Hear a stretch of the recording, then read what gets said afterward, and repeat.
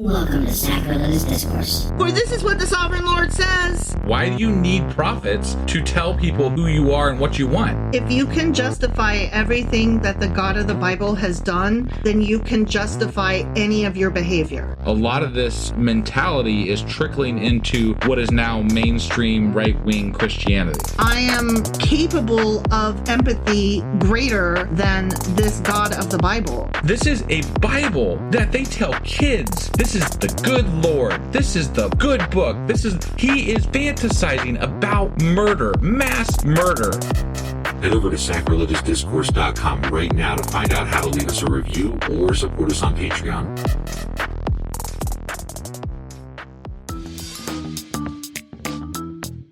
Hey there, sinners and saints. It's your favorite Bible-bashing duo from Sacrilegious Discourse, and we need your help. That's right, folks. We're raising funds for some heavenly equipment and a studio that doesn't sound like it's in the depths of hell. Our current setup, let's just say it's more apocalypse than audiophile. So if you want to hear us dissect the Bible without the background noise of demonic squirrels, chip in a few bucks. We're aiming for $5,000 to upgrade our audio and build a studio worthy of blasphemous banter.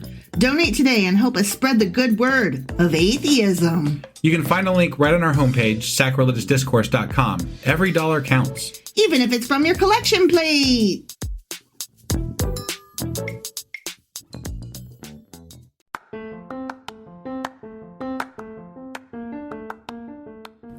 Welcome to Sacrilegious Discourse. I'm husband. And I'm wife. Together, we're reading the Bible for the very first time.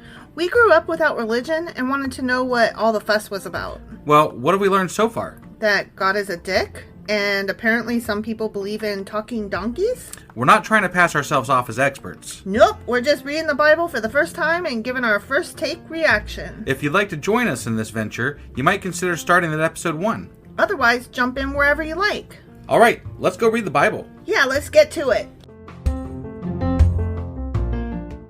Husband! Wife! Do you know what we're doing today? I believe we just finished a book of the Bible. We did. We finished another book. We finished Solomon's Song of Songs and Canticle of Canticles. Song of Solomon. Song of Solomon. Yeah.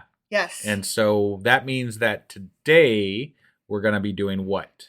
Wrapping it up and talking about the book as a whole. Okay. Sounds like a plan. Stuff like that. Yeah. So erotic poetry wrap up. Yeah. Got it. You ready to do this? I am. Let's go do it. Okay.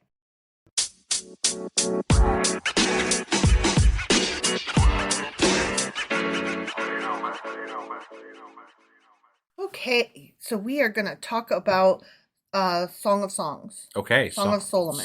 Song of Solomon. Yeah.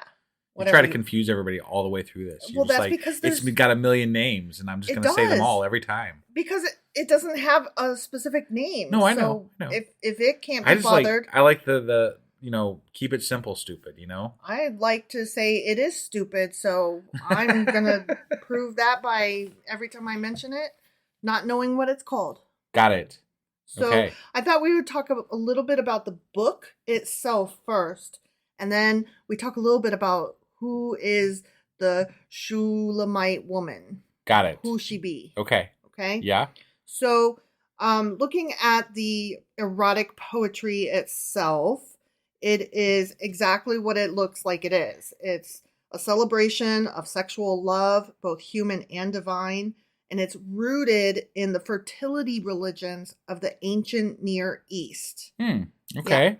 Yeah. Right. It's also about the sacred marriage rite and the funeral feast. That's actually interesting because as we were reading through it, you mentioned Multiple they compared times. and they compared a lot of the beauty to spices and things of the Far East. Yes. So that's interesting. Right. Kind of makes me feel like, oh, okay, cool. Yeah. Like I picked up on that. Right, Yeah. right. No, that's awesome. So the question keeps coming up, what the fuck is a collection of erotic poems doing in the Bible? Right. Yeah, no, that's a great question. There are several different theories. If we discovered the book today, there's absolutely no fucking way it would be included.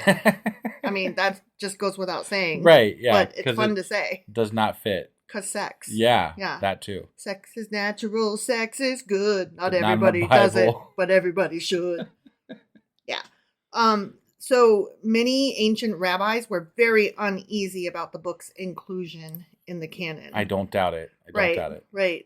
As a matter of fact, even some that did say, yeah, let's go ahead and do this, they were also like quick to follow up with, but absolutely, y'all will not be singing this shit in the bars. And there was one guy that even went so far as to say, and hey, preachers and priests and whatever else, teachy guys that are going around, pastors, etc. Yeah, whatever. being in charge all of y'all passing on the word of God. Right. FYI, if you are not right spiritually, like, and dedicated to being, what's that word? Celibate. Right. Like, don't read this. Don't read it. Wow. Yeah. I was going to say, actually, this is probably the book that they kept, underneath their mattress, Right? Like, this was their Playboy magazine. Yeah. That there's more truth in that than you might have thought. Yeah.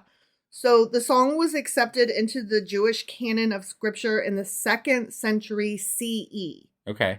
Right. After a period of controversy in the 1st century. Ah. So it was like, should we, shouldn't we? Should we, shouldn't we? And then in the 2nd century of this side of the continuum, they were like, well, okay. Right. And it was a result of many rabbis seeing this text as merely secular love poetry and not worthy of canonization. So they were like, this is just sex. Right. This has no religious value. I mean, it really doesn't insofar as I can see. Right. There is no religious value that I can see. No. But not with regard to Christianity and Judaism. Right. You'd have to try really hard. Right. And they do. They try really hard. Yeah. Yeah. They take the allegory tact. Right. And I'm like, you can, but that's just like your opinion, man. Right. It was considered as one of the books to be excluded. Okay. And it was accepted as canonical only because of its supposed authorship by Solomon and based on allegorical reading where the subject matter was taken to be not sexual desire, but God's love for Israel. So that's where it started. Yeah. Okay. Now, putting this on the bookshelf, a lot of people maybe suggest that it was just a book in his library that was what's it called? Opera being done at the time. Okay. That was like trendy. And so it was like just one of those things on his bookshelf. Got it. And that kind of, there's like almost not stage direction, but like, and then these people say, and the chorus responds. Right. No, yeah. And I mean, you can actually picture it in your head as a musical done on stage. That's actually a good point. Yeah. So that's my thought on it. I kind of lean towards that it was a production and he had it on a shelf. I could see that. That makes actually a lot of sense in my head anyway. Sure. Now, some still today avoid this book altogether. Okay. Remember when I was saying that if you don't feel like you're close to God, let me tell you exactly what this guy said. Okay. His name was Origen. And he lived circa 185 to 254. Okay. So like way early on. Okay. Yeah. He was an important teacher in the early church, and he said of the Song of Solomon, I advise and counsel everyone who is not yet rid of vexations of the flesh and blood and has not ceased to feel the passions of this bodily nature to refrain from reading the book and the things that will be said about it. Now, he felt that he was prepared because he castrated himself when he was a young man. Oh, man. So he was definitely removed from wanting that kind of pleasure. Yeah. So he's like, I'm good. Right. So that's just disturbing. Dedication to the Lord. Mutilating yourself Mm-hmm. for God. Yeah. That's disturbing to me. That's higher level bullshit. It really is. It really is. Song of Songs is one of the overtly mystical biblical texts for the Kabbalah. Remember, that's that mystical stuff? Yeah. Yeah. It gives an interpretation on all the Hebrew Bible. Okay. The Kabbalah does. Yeah. And following the dissemination of the Zohar, remember that was the Kabbalah book thing? Okay. Yeah. In the 13th century, so, right. Still early on. Right. Jewish mysticism took on a metaphorically anthropomorphic erotic element And Song of Songs is an example of this. So Okay. there's that. Yeah. Well, we talk about this all the time, but you can twist the Bible to be whatever you want it to be, right? There's so many different takes on it. And especially if you take into account some of the things that are left out of it, you can basically write whatever version of Christianity or Judaism that you want. Of course you can. It's just a matter of how you interpret it.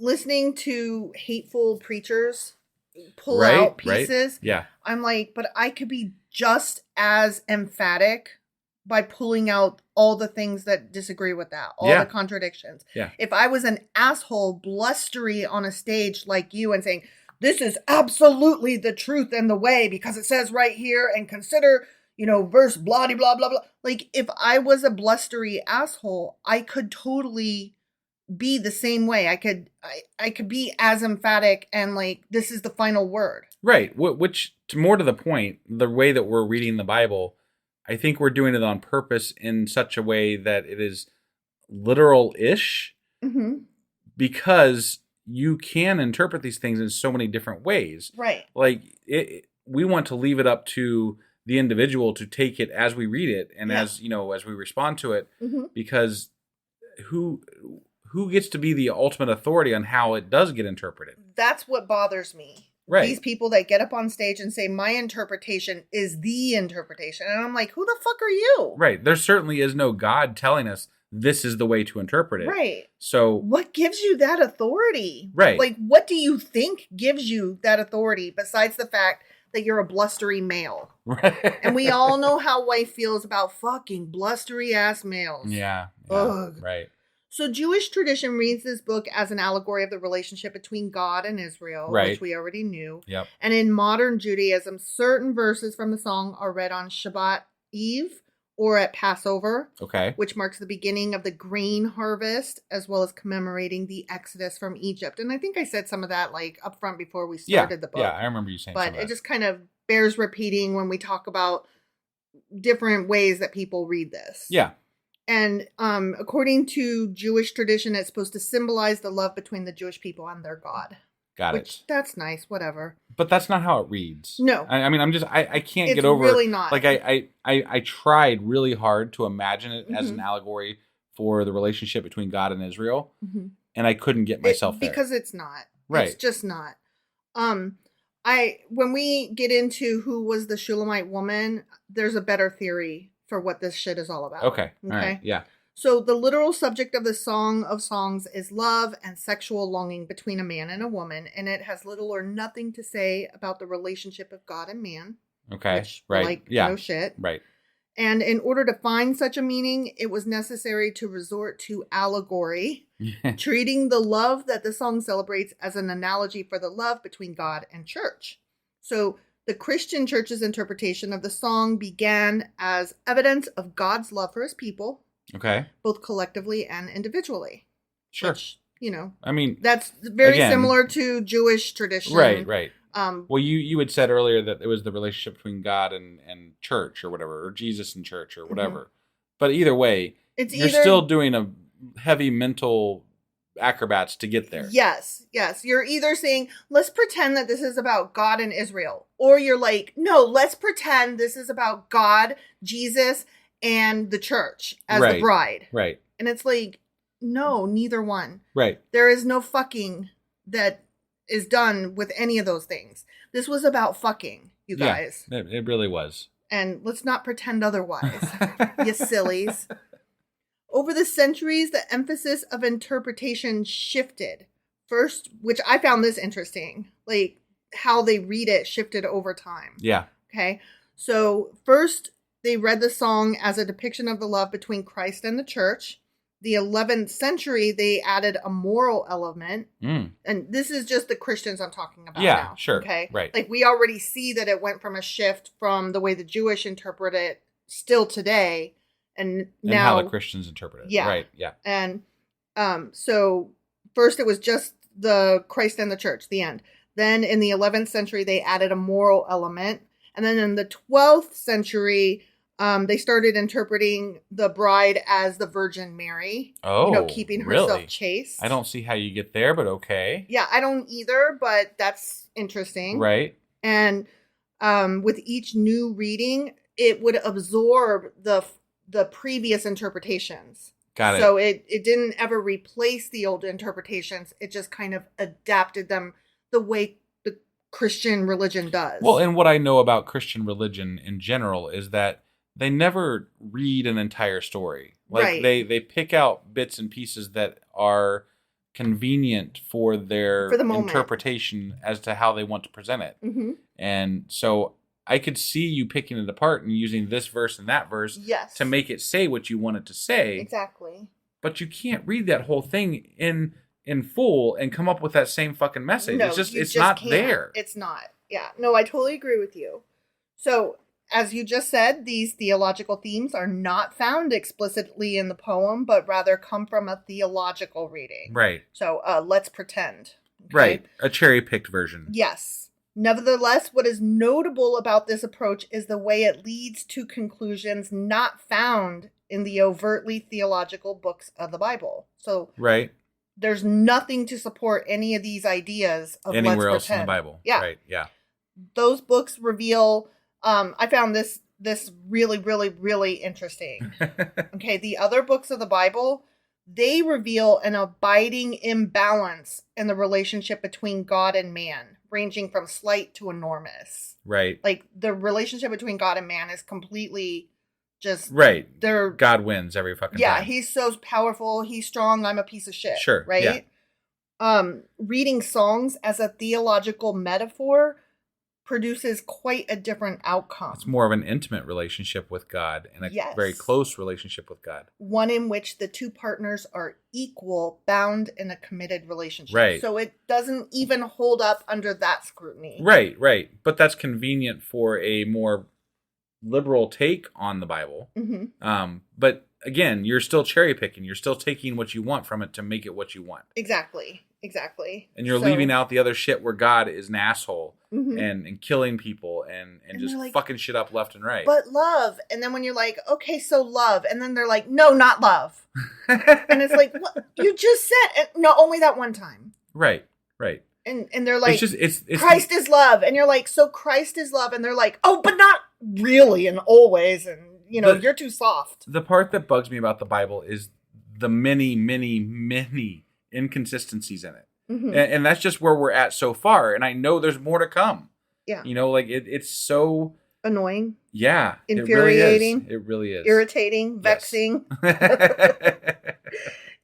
In modern times, the poem has attracted the attention of feminist biblical critics, I can see that. with some treating it as an exemplary text.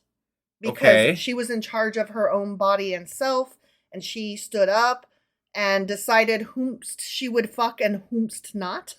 I get that, but if you're reading that portion of this book, you have to have also read the bit where she's underage. And There's- I I'm know gonna- that there's no explicit text saying I'm that. going to get to that when we Okay. talk about who is the Shulamite woman. All right, I'm going all to right. get to that. Okay. Okay. So hold on to that thought. I'm holding. Okay. I'm trying. I mean, I'm the one that brought up, I know. hey, titty-sized grapes, this is a kid. No, I know, So- but then when you pointed it out to me and we read a little bit further, it was like, oh, so Jesus. obvious. Right. Yeah. But we'll get to that, okay? So continuing talking about how Christianity treats the book, the song. Yeah. The Church of Jesus Christ of Latter-day Saints specifically rejects the Song of Solomon as inspired scripture. So they're like, no, Oh. it's not even part of Not our... even in their Bible. No, Wow. it's not canon for them. So we can't talk to the Jehovah's Witnesses about that then? I'm like, let's talk about the Song of Songs. And they'll be like, what's that? That's not in our book.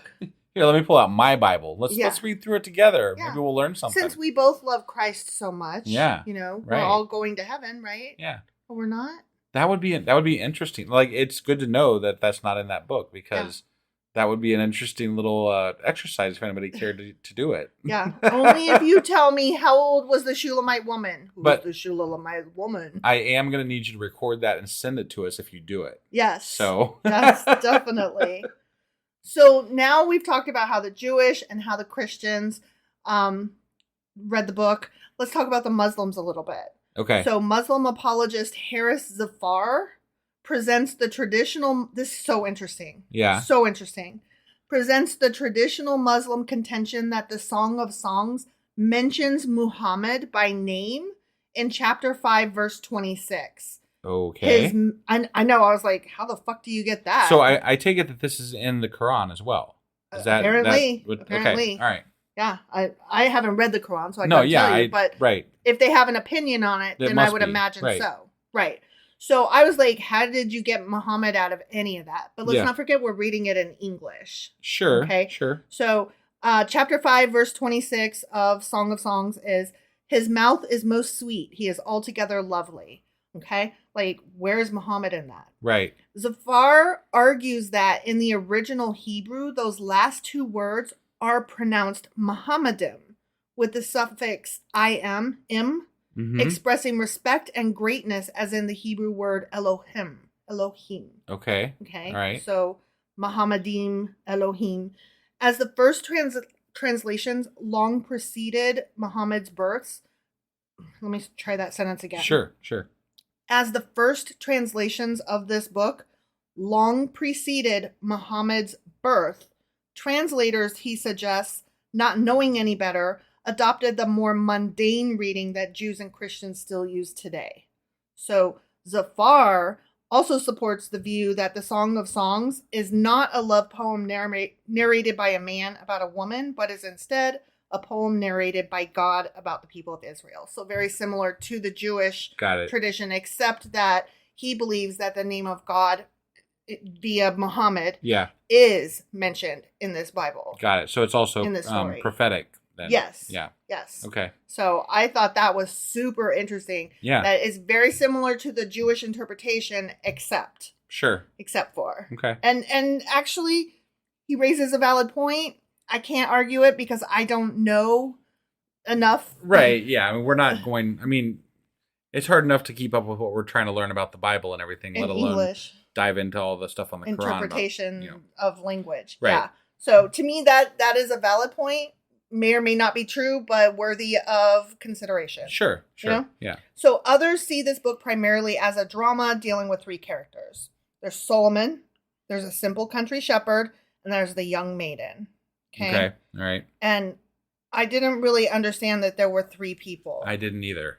Like, I didn't I thought that the country shepherd and Solomon were like the same person. Yeah, that's kind of how I thought. But there are interpretations where no, there's two different guys. Oh. Yeah. And so we're going to talk about that in a minute. Okay. And that story is the one that makes So is this like a love triangle or something? Yes, actually. And it makes a lot of sense when we get into this more. Okay. All right. Okay. Yeah. When we talk about who the fuck is the Shulamite woman. Sure. Okay. Yeah. So the idea is that Solomon one day traveled through his kingdom in this version of the story. Yeah. And he saw the young maiden and was captivated by her beauty.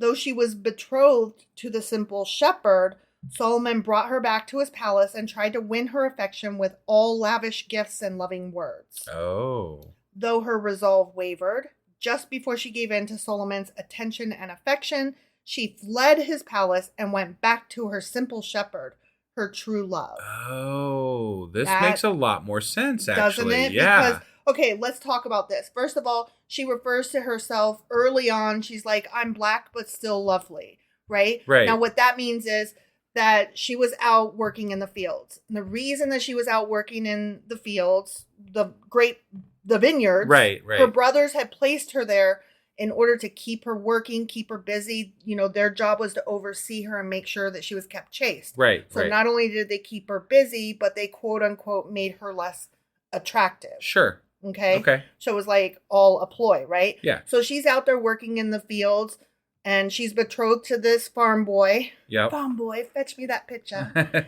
And she's fine with that because they love each other. Right. Okay. And then Solomon and his dudes camp nearby. Okay. And either Solomon wandered by and saw her in the fields, or his guys were like, dude, there's this hot babe over there. You got to come see this chick. Right. So either way, he sees her, and even though she's quote unquote ugly or whatever, just from working in the sun, which that's just like your opinion, man. Again, yeah, right. He's quite smitten with her. Okay. Right? So he takes her away. Now, think about when she tries to run away and she's beaten up by the guards. Oh, yeah. Right? Yeah. They've been told to keep her in the palace. Right. Right? Okay. And then remember when she says, you could give me all the gold and it still means nothing? Oh, right? my God. Right? Like, I'm getting chills because I'm like, this story makes so much more sense with this interpretation. Yeah. And then he is talking about jealousy. Yeah. He's jealous because he can't do anything to win this girl's love. And there are parts of it that when she's thinking about sex and stuff, those are dream sequences. Okay. Which, if we are looking at this as a performance performed on stage, that would make sense. Sure. Because then she awakens from wow, the this dream. puts a whole new light on it. Right? Yeah. It actually makes it a story that's interesting instead of just weird and lewd. Right. Yeah. So, okay. So, at the end, she goes back to her true love and they're allowed to be betrothed. Okay. Yeah. And he's like, Solomon is just like looking on this going, man, oh man. Like, this is, I lost what could have been the love of my life and blah, blah, blah. Right. So there's that. Okay. Yeah. So let's talk about the Shulamite woman now. Sure. Right? You're like, I see you just staring off into space. Well, I'm like, trying to think back on everything we read. It's almost like I want to reread it now. I mean, I don't. I but don't. I mean, I don't, but I kind of do. I know. Like, wait, this makes me understand things so much better. Right. Maybe, kind of. Yeah, well, I mean, I definitely, I might actually go back and re-listen to our episodes just because I'm like, what? Okay, right? I need to hear how this works out. Because it's completely different from how I was taking it. Yeah, I had no idea that there was even the possibility that there were two dudes. Right. I definitely mixed them into one person. So. And most people do. Right. But this other theory has been put forth and is supported by many. I like it. I like it too. Yeah. I like it too. And it fits in with the understanding that it was probably a performance. Sure. The whole thing. And that it wasn't really Solomon at all. That's so much actually as, really amazing. Right? I mean, in the context of the historical relevance of this book and this story. Yes. Just as a piece of history, not as a biblical text. Right. Just the way anything that we found, like dinosaur bones, is like, sure, so cool, man. Right. Yeah. So the maiden is most likely called the Shulamite because she came from an unidentified place called Shulam. Okay. Many scholars consider Shulamite to be synonymous with Shunammite, a person from Shunem, because that was another place that was mentioned in the Bible elsewhere. Got it. Shunem was a village in the territory of Issachar, north of Jezreel and south of Mount Gilboa. Okay. If you got a map, and that means something to you. Yeah. So one theory on the identity of the Shulamite is that she is the daughter of Egypt's king. Now that doesn't track with me. Yeah, because she would not be out in the fields. Right. Yeah. Right.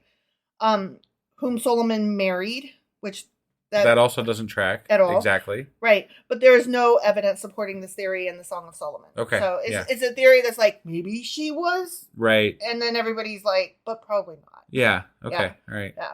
So another speculation points to Abishag. You remember her? The name sounds familiar, but not. She was the young Shunammite who served King David in his old age. She was the kiddo that came in and warmed his body. Oh, damn. Right?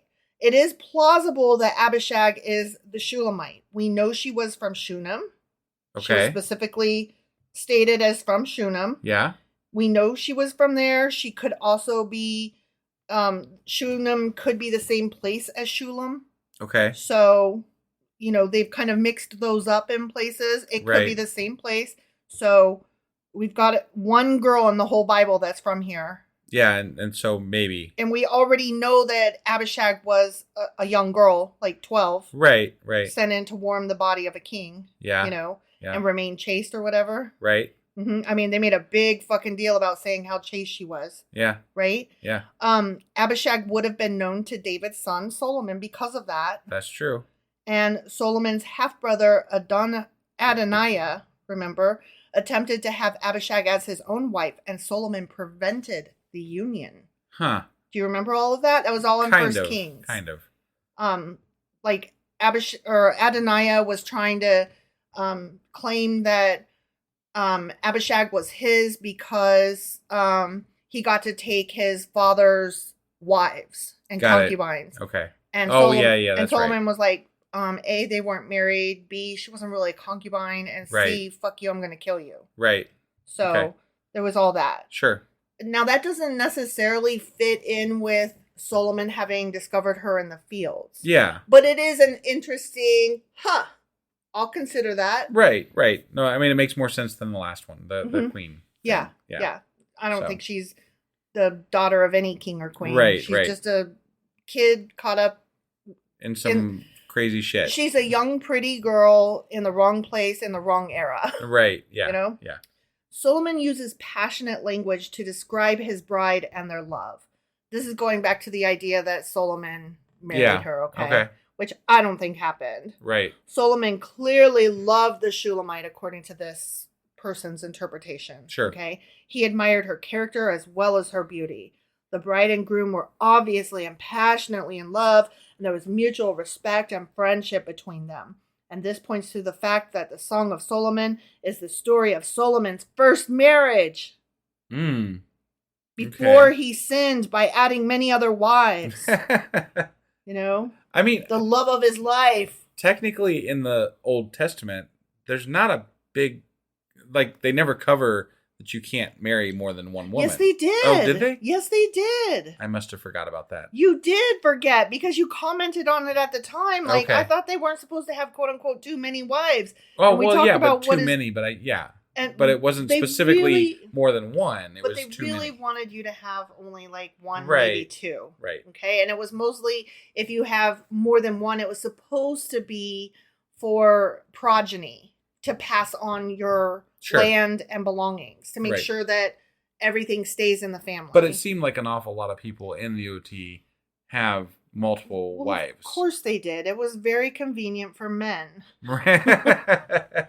And you know what? Let's be fair. It was probably also very convenient for women because they were forced into these marriages, right? Mm-hmm. Wouldn't it be nice to have to share the household responsibilities? And if you don't really want to be fucking this guy, wouldn't it be nice to pass that off too? Mm-hmm. Right. So, I mean, was kind of like, yay, it's your turn. I'm tired of fucking this dude. Yeah, right.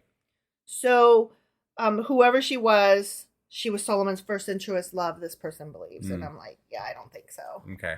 So that... But I like the one story about the three. Like the the person she was betrothed to, and then and King Solomon, and then her. Yes. That's really interesting. I thought that made everything click into place. Now, you had a question, but how old was she? Right. Because that was my original question. Yeah. Okay. Now, in the context of this 3-person love triangle, this would be her as a child when they're referring to her as a child, and the brother's trying to keep her safe out in the fields, right? Yeah. Making her work out there. Because they're holding her for marriage to this other person that she's been betrothed to. Exactly. Right.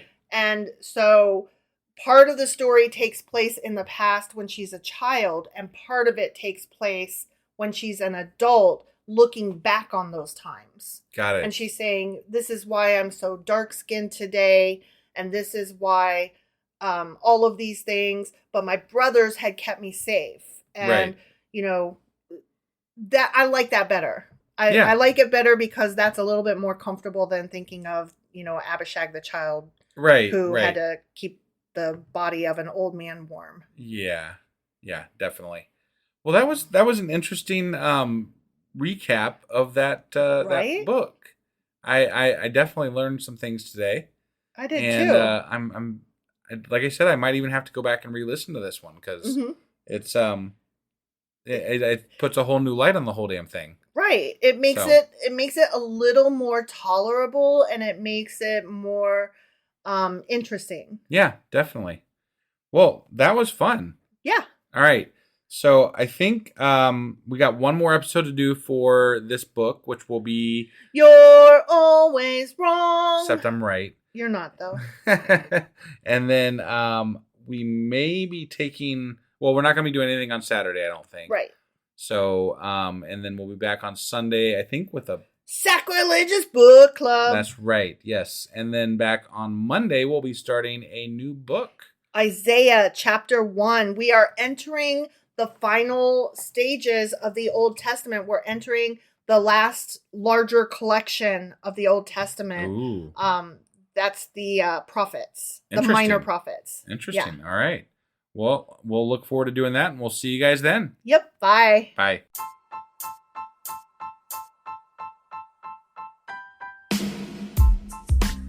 Hey, wife, I guess that's the end? But husband, that's just sad. It doesn't have to be. We are on lots of social media platforms like Twitter. Our handle there is sacrilegious_D. For D's nuts. Oh my God. Stop doing that. Anyway, we're also on Facebook, Instagram, and Pinterest. There's a link to all of our social media sites at our website. Ooh, we have a website? Yeah, it's sacrilegiousdiscourse.com, where you can also find a link to our merch shop. We have a merch shop? Yep, we have podcast-themed clothing, mugs, notebooks, and more, as well as an atheist and science-themed products. Wow, our fans should really go check that out right now. Definitely. They can get in touch with us by sending an email to sacrilegiousdiscourse@gmail.com. But before they do that, we could really use some help. Oh yeah? With what? Well, it's not free running the podcast, and we need some financial support in order to get better equipment, which will free up time so we can concentrate on our podcast and our fans. Okay, so what should they do? Head over to patreon.com/sacrilegious discourse and sign up as a contributor on our podcast. Supporters there receive additional bi-weekly episodes that we record just for our Patreon members for as little as $2 a month. Also, we'd really appreciate it if you would like and subscribe on whatever platform you're using. And Apple Podcast reviews help us out tremendously. Like and subscribe. Leave an Apple review. Join us on Twitter. Support us on Patreon. That's a lot of instructions. Don't forget to say thanks. Thanks. Okay, bye.